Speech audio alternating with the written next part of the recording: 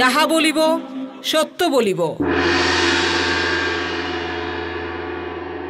নমস্কার, শুরু করছি যাহা বলিব সত্য বলিব। আজকে আর একটা অন্য বিষয়, যে বিষয় নিয়ে ভীষণ চর্চা হচ্ছে, কারণ দেশটা আপাতত যাদের হাতে রয়েছে সেই বিজেপি এবং আরএসএস, তারা কতগুলো তত্ত্ব, কতগুলো থিওরি তারা ছড়িয়ে দিতে চাইছেন, মানুষকে বোঝাতে চাইছেন, এবং মানুষের কাছে সেই তত্ত্বগুলো পৌঁছে যাচ্ছে, উল্টো দিকের যে সত্যিগুলো সেগুলো পৌঁছচ্ছে না।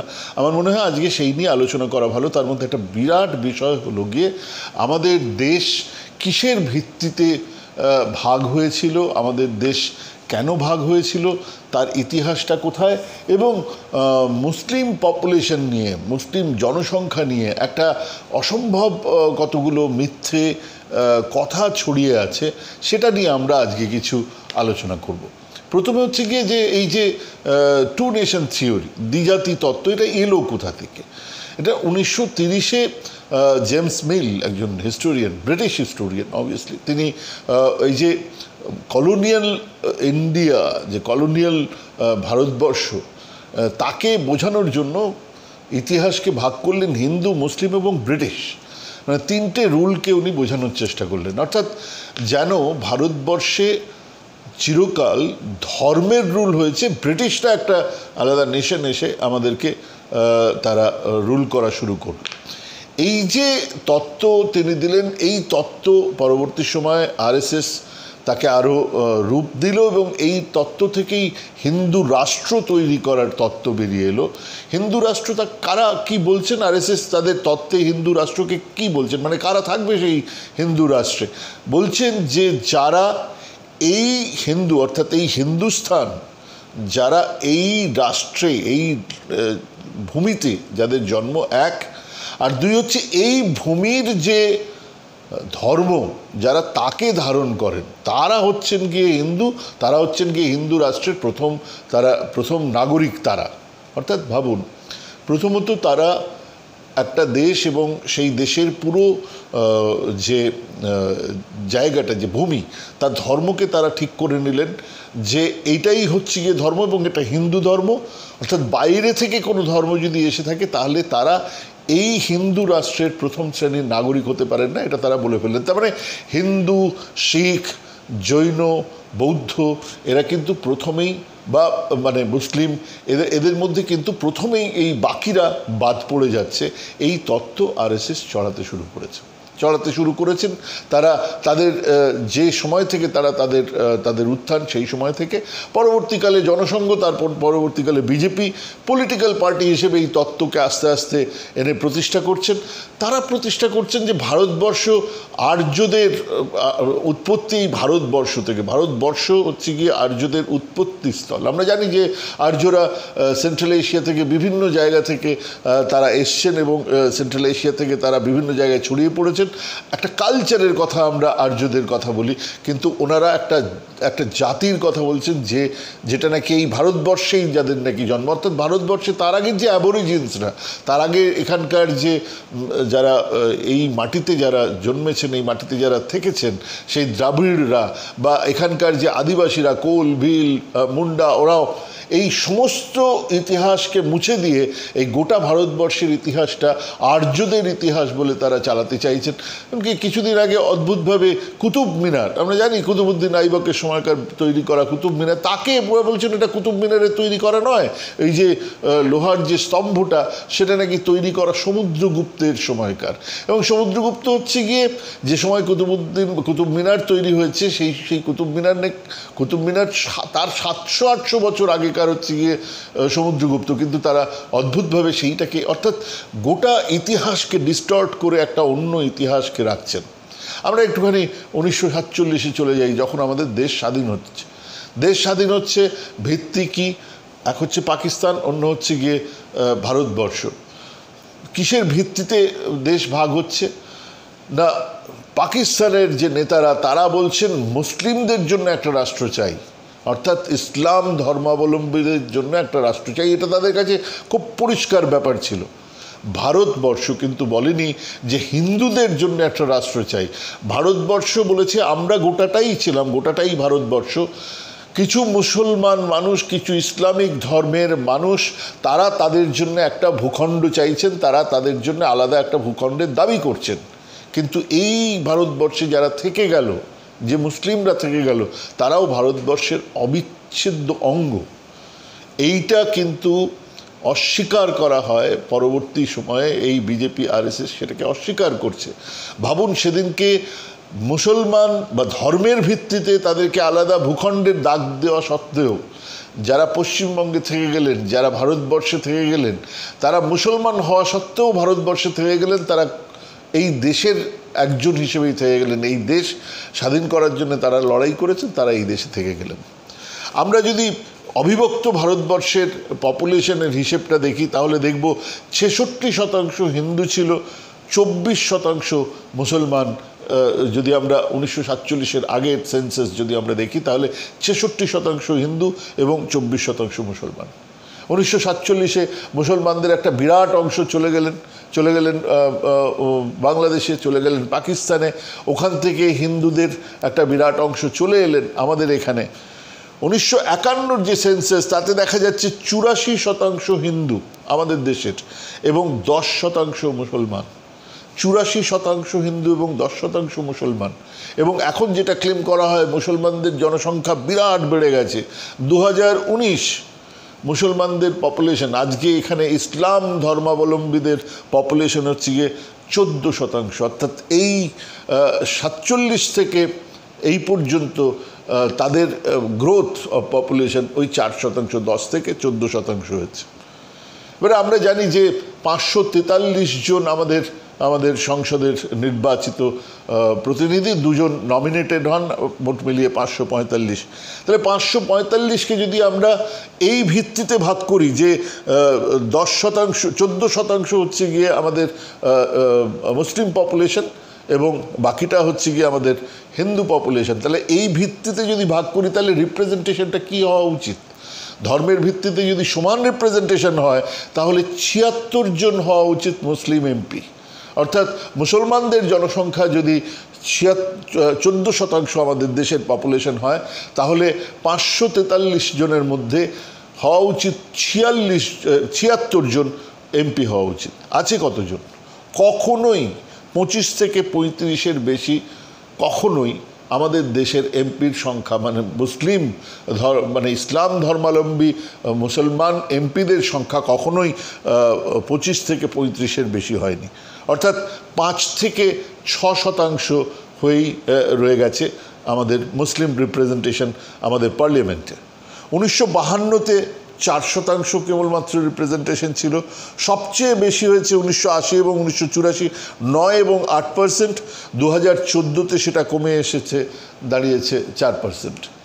একটা দল বিজেপি, যে দল সবচেয়ে বড় পপুলেশন যেখানে মুসলমানদের, যে ইউপি, সেখানে গত বিধানসভা নির্বাচনে একজন মুসলমান ক্যান্ডিডেট তারা দাঁড় করাননি, তারা খুঁজে পাননি একজন মুসলমান ক্যান্ডিডেটকে দাঁড় করানোর।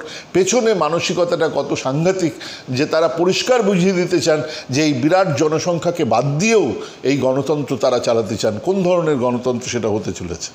1952 থেকে 77 পর্যন্ত অ্যাভারেজে 25 জন এমপি ছিলেন যারা মুসলমান ছিলেন। 77 থেকে 2002 35 জন ছিলেন মুসলমান ধর্মাবলম্বী এমপি। 2002 থেকে 2019 29 জন মাত্র, অ্যাভারেজ 29 জন গড়ে মুসলমান এমপি ছিলেন। সিলেকশন কিভাবে হয়েছে? 52 থেকে 77 যখন 10% মুসলিম পপুলেশন, মানে গোটা ভারতবর্ষের পপুলেশনের 10% মুসলিম পপুলেশন, তখন রিপ্রেজেন্টেশন তাদের পার্লামেন্টে 4%। 77 থেকে 2002 যখন 12% মুসলিম পপুলেশন, তখন রিপ্রেজেন্টেশন 7%। 2002 থেকে 2019 আজ পর্যন্ত পপুলেশন হচ্ছে গিয়ে 14%, 9% হচ্ছে গিয়ে তাদের পার্লামেন্টে তাদের রিপ্রেজেন্টেশন। স্ট্রাইক রেট কত? অর্থাৎ তারা যত দাঁড়িয়েছেন তাদের মধ্যে কতজন তারা জিততে পেরেছেন? 52 থেকে 77 পর্যন্ত 53%, যতজন দাঁড়িয়েছেন তার 53% জিতে এসছেন। 77 থেকে 2002 স্ট্রাইক রেট কমে দাঁড়িয়েছে 32%, অর্থাৎ 32 জন, যতজন 100 জন দাঁড়ালে 32 জন জিতে আসছেন। 2002 থেকে 2019 মানে আজ পর্যন্ত 17 জন মাত্র, 100 জন দাঁড়ালে 17 জন জিতে আসছেন। মুসলিম পপুলেশন আমাদের রাজ্যে, আমাদের যে রাজ্যে তার ভাগটা কীরকম হয়ে রয়েছে? ইউপিতে 23% মুসলিম, অর্থাৎ গোটা ভারতবর্ষের 23% মুসলিম ইউপিতে থাকেন। ওয়েস্ট বেঙ্গলে গোটা ভারতবর্ষের যত মুসলিম তার 14% থাকেন। বিহারে 13%, আসামে 6%, কেরালায় 5%, জম্মু কাশ্মীরে 5%। এই মুসলিম পপুলেশনের যে মনে করা হয় যে তাদের মুসলিম পপুলেশন যেটা আছে তারা অনেক তারা সিট নাকি তারা কন্ট্রোল করেন এবং তারা নাকি জেতানো বা হারানোর তাদের ক্ষমতার মধ্যে থাকে। 20%-এর কম মুসলমান আছেন এমন সিট হচ্ছে গিয়ে 447টা, অর্থাৎ 543টার মধ্যে 447টা সিটে তারা আক্ষরিক অর্থেই মাইনরিটি। 20 থেকে 40% তাদের পপুলেশন আছে, সেরকম সিট হচ্ছে গিয়ে 67খানা, যেখানে তারা কিছুটা হলেও ডিসিসিভ। 40%-এর ওপরে কেবলমাত্র 29খানা 29 সিটস আছে, যেখানে নাকি তারা 40%-এর ওপরে, অর্থাৎ কিছুটা হলেও ডিসিসিভ। স্বাভাবিকভাবে তাদের যে উইনিং রেট, যেখানে যত বেশি তাদের পপুলেশন আছে সেখান থেকে তত বেশি সংখ্যক তারা মুসলিম এমপি পাঠান। এবারে দেখা যাক যে দল অনুযায়ী কারা মুসলিম যে ক্যান্ডিডেটকে নমিনেশন দেন। আর যদি সবচেয়ে বেশি মানে রাষ্ট্রীয় জনতা দল, লালুর যে দল, তারা সবচেয়ে বেশি কিন্তু তারা মুসলিম ক্যান্ডিডেট দেন এবং সেটা হচ্ছে গিয়ে বিহারে 17% মুসলিম ক্যান্ডিডেট, অর্থাৎ তাদের যত টোটাল ক্যান্ডিডেট তার মধ্যে 17%। এসপি সমাজবাদী পার্টি তারাও আবার কেবলমাত্র ইউপির মধ্যে সীমাবদ্ধ, তারা 16% মুসলিম ক্যান্ডিডেট দেন ইউপিতে। টিএমসি পশ্চিমবঙ্গে তারপরে তাদের স্থান থার্ড পার্টি, যারা মুসলিমদেরকে তাদের ক্যান্ডিডেট করেন, তারা 15% দেন। বিজেপি সারা ভারতবর্ষে তারা 1% মুসলিম ক্যান্ডিডেটকে দাঁড় করান। কংগ্রেস 7% মুসলিম ক্যান্ডিডেটকে দাঁড় করান। সিপিআইএম 10% মুসলিম ক্যান্ডিডেটকে দাঁড় করান, যদিও সেটা কমছে, তার কারণ তাদের গোটা দেশে তাদের রিপ্রেজেন্টেশন কমছে। স্টেট অ্যাসেম্বলি যদি আমরা ধরি, যে রাজ্য বিধানসভায় তাদের মানে মুসলিমদের জায়গা কোথায় কতটা আছে, একমাত্র জেএনকে, জম্মু অ্যান্ড কাশ্মীরে, যেখানে 66% মুসলিম পপুলেশন যেখানে আছে, কারণ লাদাখ ইত্যাদি জায়গায় বৌদ্ধদের একটা আছে, জম্মুর ধারে হিন্দুদের একটা বড় অংশ থাকে, 66% যেখানে, সেখানে তাদের বিধানসভায় পার্টিসিপেশন 67%। আসামে 28% তাদের মুসলিম পপুলেশন, সেখানে 19% তাদের বিধানসভায় রিপ্রেজেন্টেশন। কেরালায় 22% মুসলিম পপুলেশন, 17% রিপ্রেজেন্টেশন। ওয়েস্ট বেঙ্গলে 23% মুসলিম পপুলেশন, মাত্র 14% ওয়েস্ট বেঙ্গল অ্যাসেম্বলিতে তাদের রিপ্রেজেন্টেশন। ইউপিতে 17% তাদের মুসলিম পপুলেশন, 9% হচ্ছে গিয়ে তাদের সেখানে রিপ্রেজেন্টেশন। বিহারে 14% জায়গায় 7% তাদের রিপ্রেজেন্টেশন। গুজরাটে 9% মুসলিম আছে, মাত্র 2% তাদের রিপ্রেজেন্টেশন আছে। অর্থাৎ আমি যেটা বোঝানোর চেষ্টা করছি যে এই মুসলিমদের নিয়ে যেটা মিথ তৈরি হচ্ছে, যে তারা 542টা আসনের মধ্যে ধীরে ধীরে নাকি তারা এমন সংখ্যাগরিষ্ঠতা হয়ে যাচ্ছে, তারা নাকি হিন্দুদেরকে যে কোনো দিন যে কোনো সময় তারা সারপাস করে, তারা বেরিয়ে, তাদেরকে ওভারকাম করে তাদের নিজেদের আয়ত্তে এনে ফেলতে পারে গোটা ভারতবর্ষের কনস্টিটিউয়েন্সি, গোটা ভারতবর্ষের আসনগুলো। বিষয়টা এরকম নয়। বিষয়টা এরকমও নয় যে মুসলিমরা চিরকাল একইভাবে একই ধরনের ভোট দিয়ে এসছে। 52তে মুসলিম ভোট ছিল কংগ্রেসের সঙ্গে, তার কারণ কংগ্রেসের সঙ্গেই তারা জাতীয় মুক্তি আন্দোলনে তারা ছিলেন। জাতীয় মুক্তি আন্দোলনে মৌলানা আব্দুল কালাম আজাদ থেকে বড় বড় নেতা তারা জাতীয় কংগ্রেসের সঙ্গে ছিলেন, এবং দেশ বিভাগ হলেও তারা অন্য কোথাও চলে যাননি। তারা দেশের ভারতবর্ষের মূল স্রোতে ছিলেন, তারা কংগ্রেসকে ভোট দিয়ে এসছেন। কংগ্রেস তাদের ছিল আশ্রয়স্থল, কারণ কংগ্রেসের একটা জওহরলাল নেহরুর সেকুলার ভূমিকা ছিল। এই ভূমিকা বহুদিন ধরে থাকে। 77, এমনকি 71, 72, ইন্দিরা গান্ধী পর্যন্ত থাকে, ৭৭-এ এসে প্রথম মুসলিম ভোট সরে আসে ইন্দিরা গান্ধীর কাছ থেকে জরুরি অবস্থার সময় বিভিন্ন কারণে, নাসবন্দি থেকে শুরু করে বিভিন্ন কারণে মুসলিম ভোট সেই ভাঙতে শুরু করে।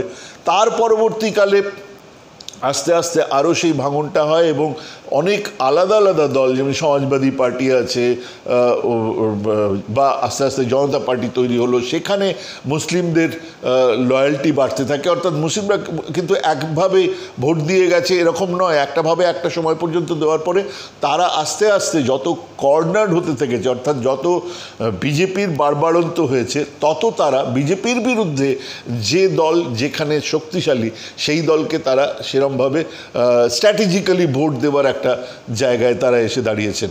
ঠিক এই কারণেই এইবারের ভোটে গোটা ভারতবর্ষের যে মুসলিম পপুলেশন, তাদের ভোট কিভাবে কনসেন্ট্রেশন হচ্ছে সেটা আমরা ভোটের পরে বুঝতে পারবো। কিন্তু এটা বলাই বাহুল্য যে তারা বিজেপির বিরুদ্ধে একটা বিরাট ভোট তাদের কনসেন্ট্রেশন হচ্ছে এবং সেটা উইনেবিলিটির, যেখানে যে জিততে পারেন সেখানে তাকেই ভোটটা দাও, এই তত্ত্ব মেনে তারা ভোট তারা দিতে চলেছেন। এরকম একটা জায়গা, এরকম এই জিনিস আমরা এর আগের ভোটেও দেখেছি, এই ভোটেও তার আলাদা কিছু হবে না। আমরা আজকে মুসলিম ভোট নিয়ে কথা বললাম, আর কয়েকদিন পর থেকেই আমরা ভারতবর্ষের সমস্ত কটা রাজ্যতে কী ধরনের রেজাল্ট হতে চলেছে তাই নিয়ে আমরা কথা বলবো। আমাদের সঙ্গে থাকবেন দেবাশিস ভট্টাচার্য, সাংবাদিক রজত রায়। আমরা জানার চেষ্টা করব এবং বোঝানোর চেষ্টা করব গোটা ভারতবর্ষে ভোটের প্রবণতা কোন দিকে যাচ্ছে। আপাতত আজ পর্যন্ত এখানেই শেষ করছি। দেখতে থাকুন আমাদের যাহা বলিব সত্য বলিব। বেল বাটন প্রেস করুন, সাবস্ক্রাইব করুন। আজ এই পর্যন্তই, নমস্কার। যাহা বলিব সত্য বলিব।